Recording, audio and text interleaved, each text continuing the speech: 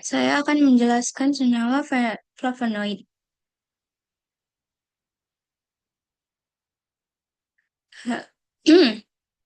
Saya mendapatkan jurnal dari International Journal of Molecular Sciences dengan terindeks Scopus Q1.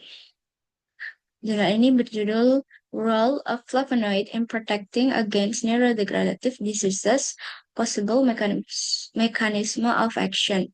Dalam jurnal ini dijelaskan kalau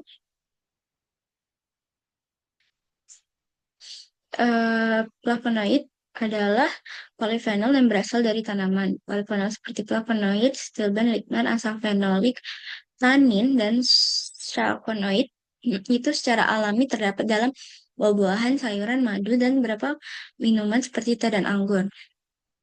Lalu pada jurnal lainnya yang berjudul Current Issue in Molecular Biology, dengan judul jurnal Advances in Flavonoid Research, Sources, Biological Activity, and Developmental Perspective. Dia juga terindeks Scopus Q1. Nih, molekular biologi. Lalu dalam jurnal ini dijelaskan tentang structural characteristic and classification of flavonoid from natural sources. Dijelaskan di sini bahwa flavonoid itu senyawa dengan dua cincin aromatik A dan B yang dihubungkan oleh rantai 3 karbon disebut sebagai senyawa flavonoid. Struktur dasar dari senyawa flavonoid ini adalah dua fenolkromat. Nah, di sini ada dua cincin aromatik yang dihubungkan dengan rantai 3 karbon yang ini lalu membentuk cincin C. Lalu saya bertanya kepada AI, bagaimana jika pada senyawa flavonoid itu tidak terdapat jembatan rantai 3 atom?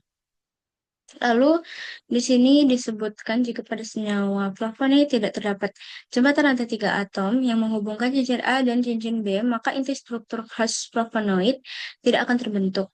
Yang dimana senyawa tersebut bukan lagi flavonoid sejati. Flavonoid selalu memiliki kerangka dasar C6, C3, dan C6 yaitu dua cincin aromatik A dan B yang dihubungkan oleh rantai 3 atom, biasanya membentuk cincin heterosiklik C. Lalu, jika tidak ada rantai 3 atom ini, eh, dia nggak akan ada cincin C-nya. Jadi, rantai 3 atom karbon berperan penting dalam membentuk cincin C, piran atau kromat, dengan pusat utamanya untuk klasifikasi flavonoid. Nih, kalau nggak ada rantai 3 atomnya tadi, cincin C yang ini nggak akan terbentuk.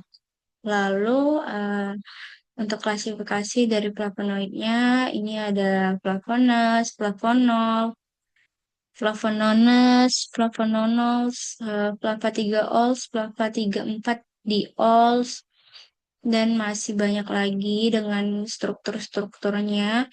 Ini strukturnya tetap dengan dua cincin aromatik dan tiga rantai karbon, jembatan tiga rantai karbon itu. Tuh.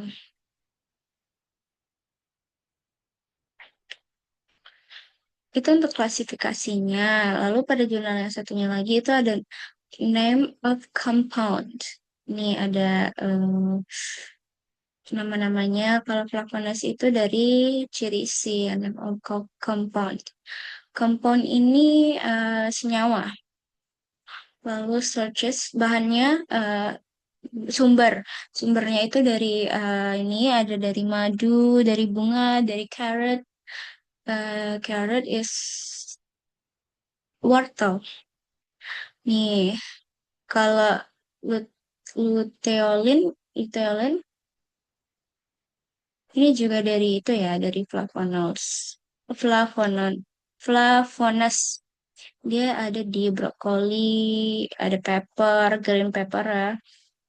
Ada tea, olive oil, carrot, peppermint, rosemary. Ini strukturnya tetap dengan dua cincin aromatik dan tiga rantai dan jembatan rantai 3 karbon. jembatan rantai tiga atom karbon. Ini ada juga dosmetin, apigenin, terus kalau flavonoidsnya ada quercetin, nih ada red onion, bawang merah, ininya sumbernya ada dari madu juga. Ini ada miracetin dari sayur, dari teh, dari buah, dari beri-berian, ada wine dan yang lain-lainnya. Lalu untuk efek farmakologisnya dari jurnal yang sama di sini dijelaskan kalau flavonoid ini memiliki benefitnya memberikan efek menguntungkan bagi kesehatan karena adanya sifat antiinflamasi, antimikroba, antioksidan, antimutagenik, anti kanker. Selain itu, mereka juga dapat memodifikasi metabolisme atau aksi banyak neurotransmitter. Nih, ada lagi nih.